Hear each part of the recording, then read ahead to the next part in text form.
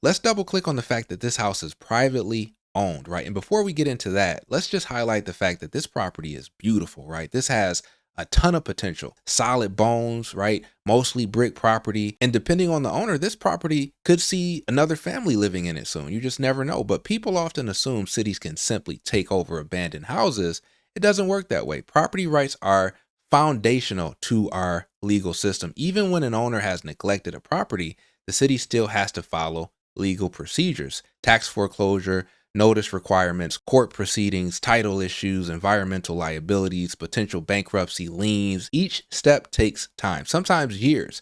As frustrating as that is, the legal protections exist because you won't want government taking your property without due process either. But it is one of those situations where protecting individual rights can sometimes slow neighborhood recovery. Imagine walking out your front door every single morning and instead of seeing your neighborhood, you see a jungle, right? Trees swallowing a house, windows smashed out, people coming in at all different types of hours, rodents, illegal dumping, maybe squatters, maybe drugs. Your grandkids are afraid to play outside, and the city doesn't seem to be listening. Then one TV camera shows up and a reporter makes a few phone calls, and now suddenly within days, the entire property is transformed. Now, here's the question.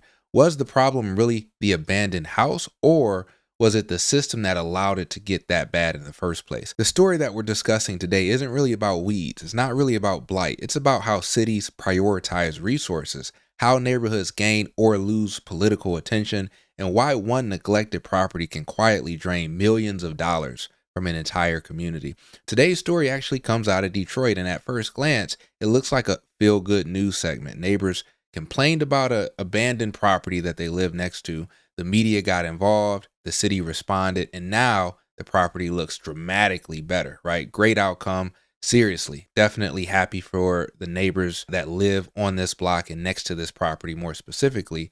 But if we were to stop there, we completely miss the bigger lesson, because every developer, every investor, every lender, every city planner, and every homeowner watching this video should be paying attention. We are following through. An update on the fight to stop an abandoned home from causing major trouble in the city of Detroit. That's right. Last week, 2 Detroit women told 7 News Detroit's Faraz Javed that they were tired of living next to what they called a neighborhood jungle. We are talking about an abandoned house overrun with weeds, squatters, and animals.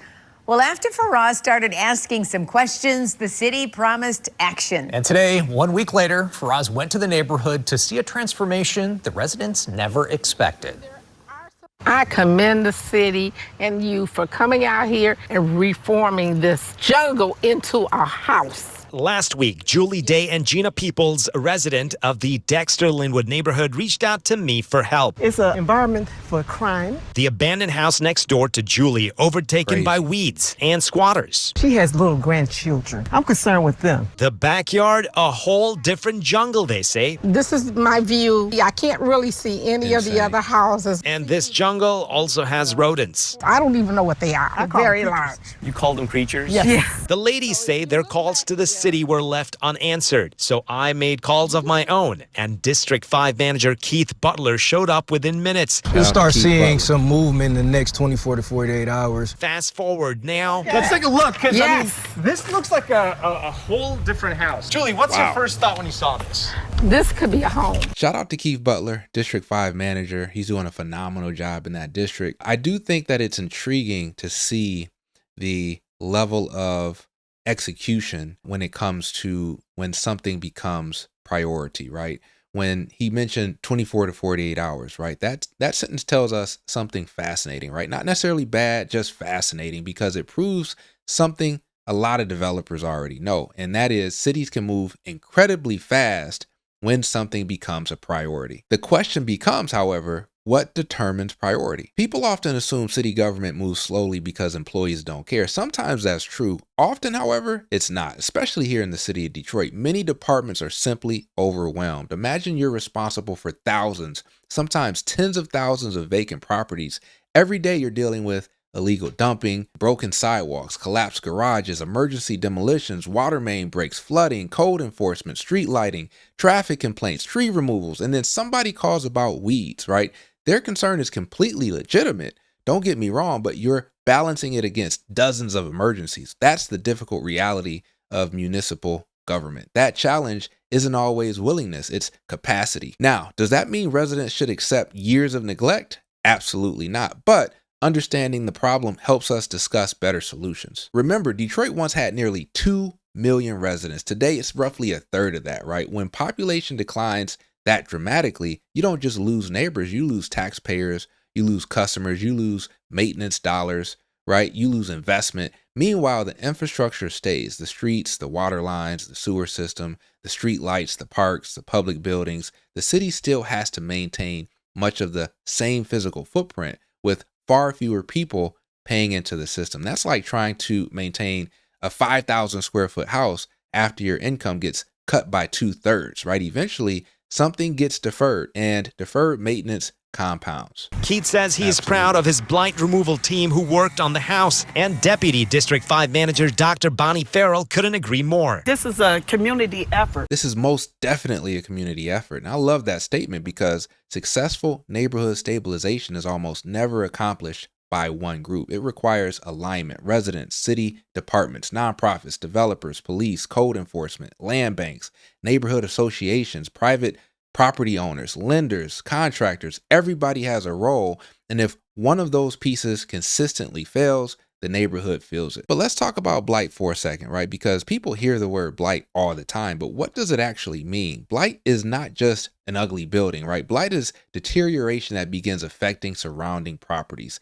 Think about it like mold in a house, right? Ignore a tiny spot and eventually it spreads. The same thing happens in neighborhoods. One abandoned house becomes two become 5, crime increases, insurance premiums rise, property values soften, potential buyers leave, right? Small businesses hesitate to invest. Banks become more cautious about lending. Eventually, the neighborhood develops a reputation, and reputations are expensive to reverse. But it's important to note that vacant properties don't just hurt nearby homeowners, right? They affect financing. Suppose I'm trying to build single-family homes or an apartment complex, right? The bank sends an appraiser. The appraiser studies comparable properties, neighborhood conditions, crime, vacancy, market demand. All of those influence value. If nearby blight depresses those numbers, my appraisal comes in lower. Lower appraisal means lower loan proceeds. Lower loan proceeds mean I have to raise more equity. Maybe the project no longer works or pencils, right? This is how one neglected property can quietly prevent millions of dollars in future investment. Not directly, indirectly. That's the ripple effect. Meanwhile, Keith says the privately owned house is going through the first phase of foreclosure. Now, let's double click on the fact that this house is privately owned, right? And before we get into that, let's just highlight the fact that this property is beautiful, right? This has a ton of potential, solid bones, right? Mostly brick property. And depending on the owner, this property could see another family living in it soon. You just never know. But people often assume cities can simply take over abandoned houses. It doesn't work that way. Property rights are foundational to our legal system. Even when an owner has neglected a property, the city still has to follow legal procedures, tax foreclosure, notice requirements, court proceedings, title issues, environmental liabilities, potential bankruptcy, liens. Each step takes time, sometimes years. As frustrating as that is, the legal protections exist because you won't want government taking your property without due process either. But it is one of those situations where protecting individual rights can sometimes slow neighborhood recovery. Last week when we came, we saw a jungle back there. No, it's clean down to the dirt. It can't be. Let's go take a look. Is this the same place we saw last week? Unbelievable, right? Listen, the blight remediation team is like a team of superheroes, and not all superheroes wear capes. They came through with all the big machinery, even by hand, chopping down limbs and vines on the house. There was also one other issue, squatters. What did you do with that? So right now, you can see the doors that were ajar has been shut, and then as well as we're working on getting it clear boarded, which is the plexiglass. Now, let's be honest here. They probably spent, with mobilization and manpower, on this privately owned property $4,000 or $5,000, right? And so they went to work, right? And you rarely see this happen in the city of Detroit, to be honest. And so I am extremely surprised but happy that they were able to do what they did at this property. But shout out to this team that's actually out there doing the work, right? This is physically demanding work. A lot of people might say, hey, it's just landscaping, but these guys and girls out here are getting it done, right? People sometimes think neighborhood revitalization happens in conference rooms. No, it actually often starts with somebody running a chainsaw, right? Hauling brush, boarding windows, or cleaning illegal dumping in 90-degree weather. Revitalization isn't glamorous. It's repetitive, it's dirty, it's expensive, and it never really ends. But let's ask a difficult question here. Should we celebrate reactive cleanup, or should we redesign the system so that TV cameras aren't necessary? If media attention becomes the fastest route to action, what happens to neighbors that don't receive media attention, but they're living next to property similar to this, right?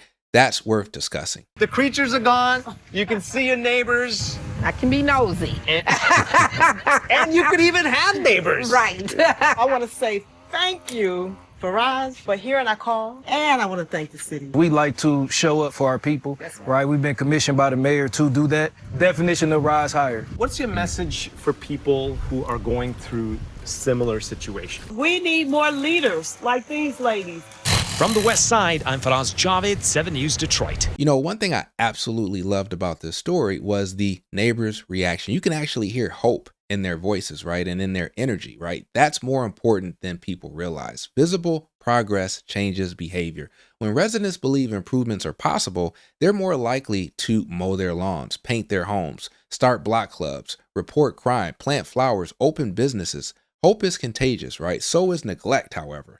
Neighborhoods often move in whichever direction becomes more visible. But the bigger question still remains: how do you maintain infrastructure built for far more people while rebuilding neighborhoods one block at a time? There's no single answer. Sometimes it's demolition, sometimes rehabilitation, sometimes infill housing, sometimes adaptive reuse, sometimes strategic land assembly. The right solution depends entirely on local conditions. But as housing affordability dominates national conversations, we also need to talk about housing quality. An abandoned house isn't contributing to supply. It isn't generating tax revenue. It isn't housing a family. It's a liability. Every successful rehabilitation, every responsible demolition, every cleaned lot prepared for future construction helps move the housing market toward healthier equilibrium, not overnight, but incrementally. Cities aren't transformed by one mega project. They're transformed by thousands of small wins happening consistently over decades. Neighborhood revitalization isn't just about building something new. Sometimes it's about restoring confidence. Confidence that someone cares. Confidence that the city